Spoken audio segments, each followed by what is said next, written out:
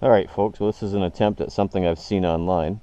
You're supposed to be able to build a rocket stove out of a chunk of wood by drilling a hole down through the center, approximately 1.5 to 2 inches in width, down 5, 6, 7 inches, whatever. Another hole in from the side. Small amount of wood should create a flame that burns the log from the inside out. As you can see, I've got a little bit of pine here. I guess this is something you would prep ahead of time, because of course who's going to have a drill in an emergency situation or anything like that. But I would think if you're going ice fishing, you could prep this ahead of time. If you're going to be out in the woods for a long period of time or camping, you could always prep this. Put 4 nails or spikes on the top, be able to put a pan on the top of it, be able to boil water or cook in a need-be situation. Where we live in New England, I guess that's possible because it's winter 11 out of 12 months a year. So I'm not going to bore you with the drilling part of it, but we'll try the drilling, and I'll catch you at the next stop after I see if this part even works.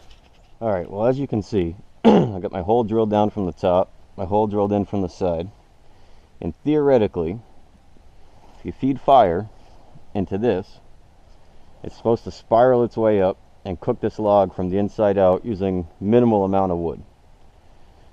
We'll see how this works. I'm going to start it with a simple stick with a little bit of chapstick rubbed on the end of it. I'll throw some of these shavings in there, a couple of small twigs. We'll see if it fires up the way it claims it's going to be. Well, with a little bit of dry branches and twigs and a couple of pine needles, so far, it seems to be taking off pretty quick and pretty easy. The oxygen comes in from the side down here, feeds out the top. Again, this is my first time, so I know a lot of people are going to tell me that you did something wrong, whatever. It was an experiment that I saw on YouTube, a couple of survivalist videos.